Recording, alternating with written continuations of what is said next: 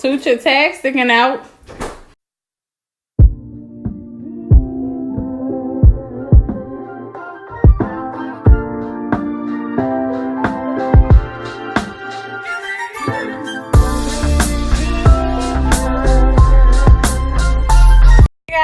Today was back to school for the girls. I made it to work in time. I forgot that I had a half a day scheduled, so I was actually able to leave at 11:20. So I'm about to go to my school so that I can get the books that I need for my class that I take in October. And today starts my capstone project class. So these are the last two. This class that I start today will not end until December 16th. And then the one that I start in October will also end December 16th. So they'll kind of like overlap a little bit. But just knowing that I'm almost done is like what is getting me so excited. And if I have time, I'm going to try to straighten my hair today, because I just didn't put any effort in it today, as you can see. But I'll take you along with me to show you like my afternoon routine when back to school starts up. As y'all can see, this sign is on again. So before I do anything, it says I have 17 miles to the gallon, but I'm just gonna go ahead and fill up and then I head to my school. So I hate getting gas, but I hate getting it even more in the wintertime. So I'm just gonna just chalk it up, because what other option do I have?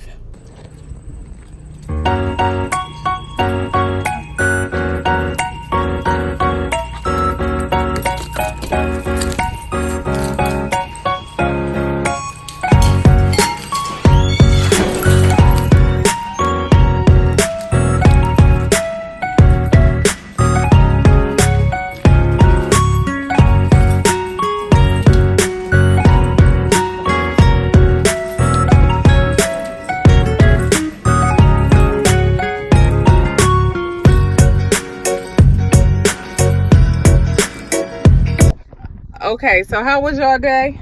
Good. It was fun. Other than when I was shivering, and like when I was shivering, my back started to hurt. Yeah, I called the doctors because I wanted to see if they wanted me to bring you in, and they said that it's probably like post-nasal drip causing you to have the itchy throat, and I'm gonna go get you some different medicine now.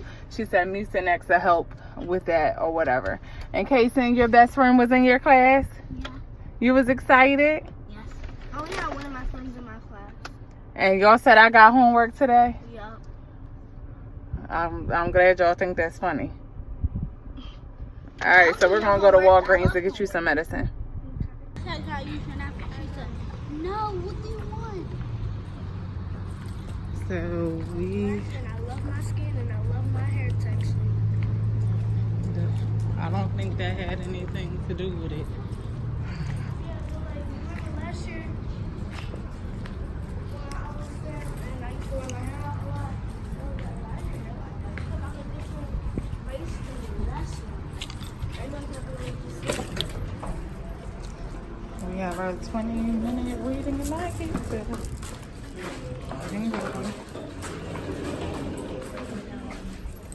for that.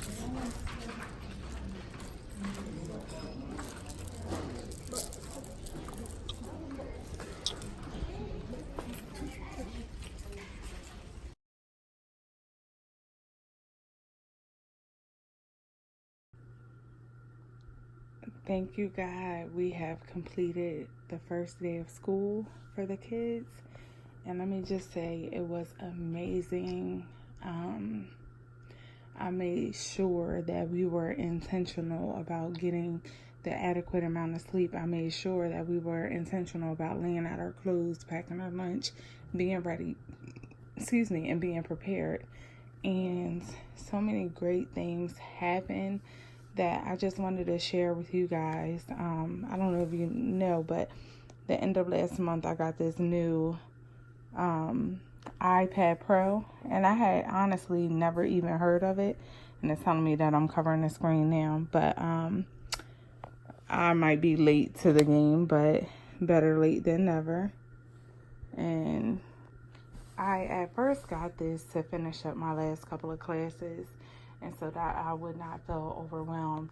You know, like when I was in high school, I can think back to a time to where we had to do what was called a senior project, and they made such a big deal about the senior project that if you did not earn a certain grade, regardless of how you did the prior years, and regardless of what your GPA was, if you didn't pass that assignment, then you would fail that grade, or you would fail your senior year.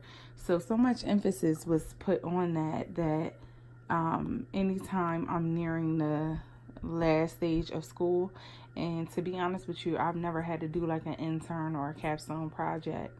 And I picked the capstone project just because I wouldn't have to make arrangements for the kids as far as childcare was concerned. Working full time as well as being a student can get challenging. So I figured, hey, you've been writing papers all this time, you might as well keep it going. So with that being said, this is like a very small device. You can take it wherever with you. I do have this app on here called Good Notes, I believe is what it's called. Let me see. Yes, it's called Good Notes. It looks like that right here.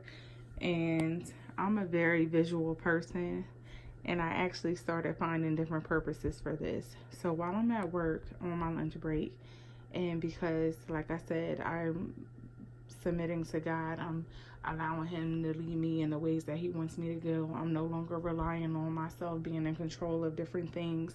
I take this tablet and I go sit in my car and I read different scriptures. So as you can see, I have a woman's Bible here. I also have a study Bible on my phone, and I just go and listen to like praise and worship and start to jot down whatever comes to mind.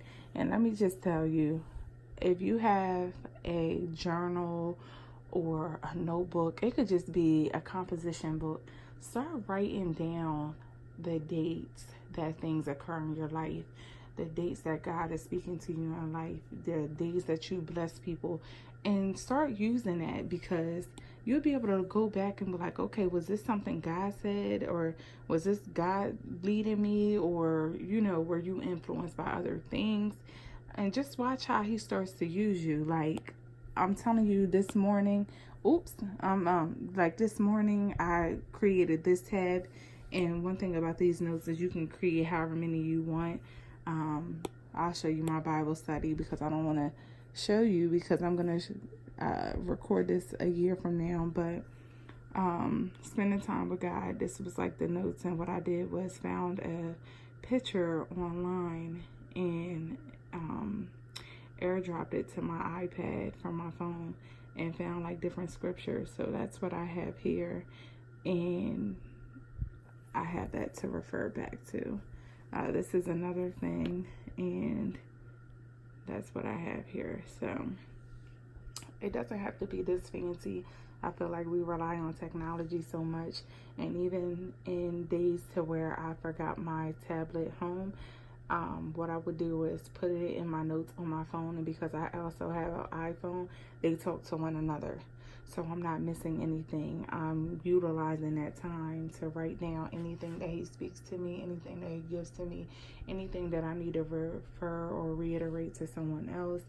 This is just amazing. And like, I'm only a few days in, and I know it sounds crazy, but just this walk, I feel like He's showing me just how much more I can receive. Like, why limit myself? Like, why limit myself? Why, like, I felt like when I was doing it on my own, that's exactly what I was doing. But I also would like to share with you guys my nighttime routine. As you can see in my bed, my cup of ice I just finished. I always have to have it nearby, but there's no baby here. So I'm going to record a video on how I sleep train my kids, like ways that I get them to calm down and rest and get ready for bed. So I think I'm going to record that next, but I'll definitely keep you guys posted.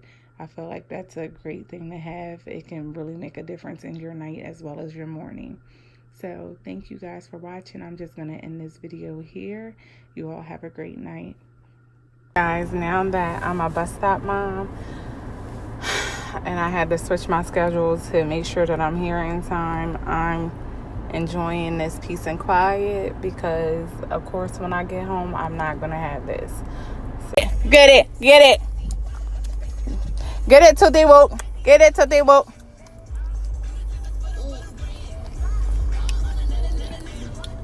Two. Hey, leave that alone. Guys, it is Wednesday. It is the second day of school, and I'm just recording today to give you guys a perspective of our afternoon routine. So as you can see, Jordan is snacking on 2 crabs. I'm making dinner, which is going to be spaghetti. Something easy that we can come home to and have leftovers with. So I'm already done with this part. I'm just waiting on the noodles to finish. And after dinner, they'll go ahead and get their baths. And I will finish working on my homework. But I'll show you what else they have to prepare for and the things that they do at night. So stick around. So after dinner, they are responsible for doing their nightly chores. The table has to be cleared up. As you can see, I'm still filling out first of the year or beginning of the school year paperwork. So that's what we are up to right now. Kason is downstairs. Every night I make them read for 20 minutes. So she's downstairs getting her reading on. What book you reading, Kason? What is it called? The Halloween Party from Black Legend. Okay, girlfriend. You almost done? Okay. Only half. Jordan, what are you doing? Putting the dishes away. Can you talk louder so the people in the back can hear you? Only have 3 more dishes away. Okay, girlfriend. And sorry if I'm all over the place with the camera, but this little baby is fighting me for the paperwork. And as you can see, getting her slobber all over it.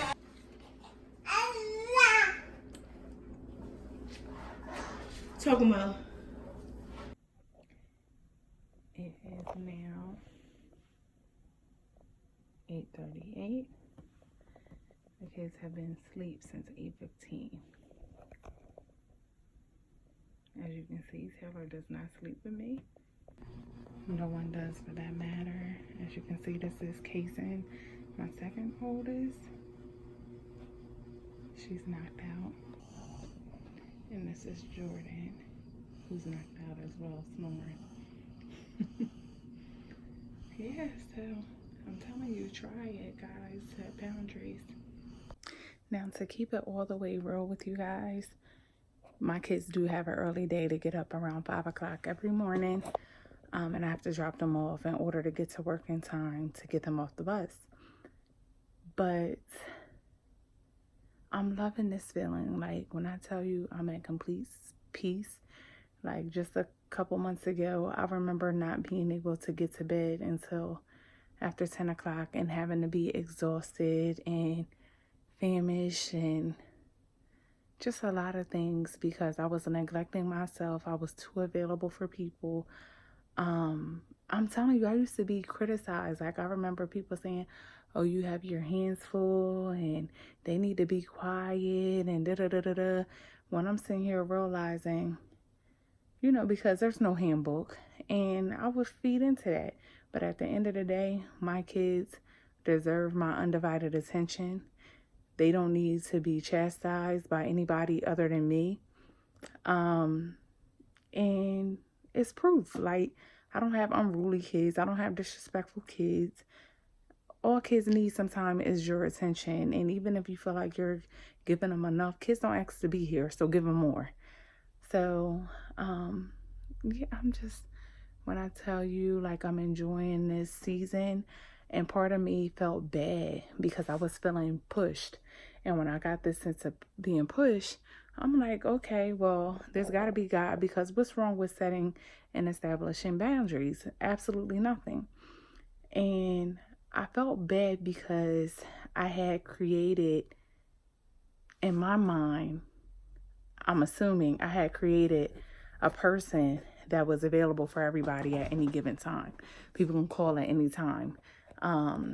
When people call after 8, now that my kids are back to their regular schedule as far as sleep training is concerned, like my phone ringing wakes up the baby sometimes. Like if she's not all the way in a deep sleep, she's teething right now. She has 5 new teeth coming in at this very moment. And people don't realize that. Like, I'm sorry if you called to talk to them and now they're not available. They have a super early day. So I just feel as though these boundaries had to be established because they need the amount of sleep in order to get through the day, in order to not be snappy towards anyone. Like, you need to establish boundaries. You need to be intentional, or people will take advantage. People will call and not care about what you have going on. And I realize that. And it's like the moment you tell somebody no that you were used to telling yes, it's like that's where you realize like where you stood in that person's life. And like, I'm glad that I'm using it because I know God is weeding out who's going to be in this next season or this next phase of my life. So I encourage you all, if you haven't done so, establish some boundaries, set up a routine. So I took you along. The only thing I did not record tonight was my kids getting a bath. And this was like kind of a 2-day process because by the time I got home and remembered to do the different things that we do on a daily basis, it had already been done. So just to give you a recap, I picked the kids up from school. While I was waiting at the bus stop, I was able to get some homework done. When they got to the car, we were able to discuss their day, see how their day was going, things that they learned. They also gave me a heads up, Mom, you're going to have to sign more papers, things of that nature. And when we got home, I was able to prepare dinner. They did their chores, they got their baths, and when I tell you, I didn't have to remind anybody to do anything. I didn't have to say anything to anybody to do anything, like nothing. It was the best feeling, like, because I would be up sometimes this late at night just trying to get stuff done around the house so that we could have weekend time and we're not confined to doing chores around the house. So having a schedule, I definitely says help. Taylor's on schedule now, so she doesn't go to sleep exactly when the girls do, but she goes down shortly after them. So the next phase for her is just moving her into the other room from my room, which I don't think I'll have a problem because she's very dependent as far as sleeping on her own. So I definitely encourage you. One thing I learned from my oldest daughter was when she was born up until the time I want to say she turned 1, she had her own room. And then when I decided that I was going to buy a house and I didn't want to rent anymore, we stayed with my dad for a little bit and we shared a room. And in the process of us sharing a room, she got used to that. It doesn't take long for a habit to form as far as kids are concerned. So I had to really hype her up because at the time when I was buying my house, I was 7 months pregnant. And I had to explain to her, like, you're getting ready to be a big sister. You got to lead by example. Mind you, she's 2 years old. So that was a lot of pressure to put on her. And I made her a part of the process. Like when I went buying her furniture, I helped her. I let her pick out what she wanted and things of that nature. So, excuse me. So she felt like a big girl. She felt like she was able to make decisions, and that helped a lot. So I would say after 2 weeks, she was able to go in her room and sleep on her own. But that 2 weeks was so hard for me as a parent because now I'm bringing another child into this world, and I don't want her to feel like she has lost my attention or anything like that. But it also helped me with my second child. Now, when my second child is now 6, getting ready to be 7 years old. So when I first had her, they would said, not to sleep with them in the bed, but don't put them in the crib or in a room to themselves until they're at least a year old, because the rates of SIDS, sudden infant syndrome, or whatever it is, I'm sorry if I mispronounced that, goes down.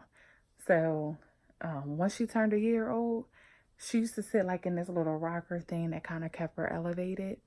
That's what I had for her. And it worked perfectly. And I'm so glad that God had her protected, because I started seeing that similar things had been recalled because they were causing infants to die or whatever. And when she turned a year, I'm wondering, like, she never slept in the bed with me. Like, why is she crying? But what it was I had to, she got used to being elevated. So I had to kind of put a cushion under her mattress to like kind of lift it a little bit. And after that, it was like no problem at all. Like, she could not articulate what she wanted, what was going to help her go to sleep. So that right there is just like about knowing your kids, knowing their interests. And if you make a change as far as relocating them in the room, you want to pay attention to try to make the setting and the environment and the space similar to what they were used to when they were in your room. Even though it's the same house, you want to create the same ambiance in order to be successful at sleep training. I did put a night light because I will always have the light from the TV on in my room.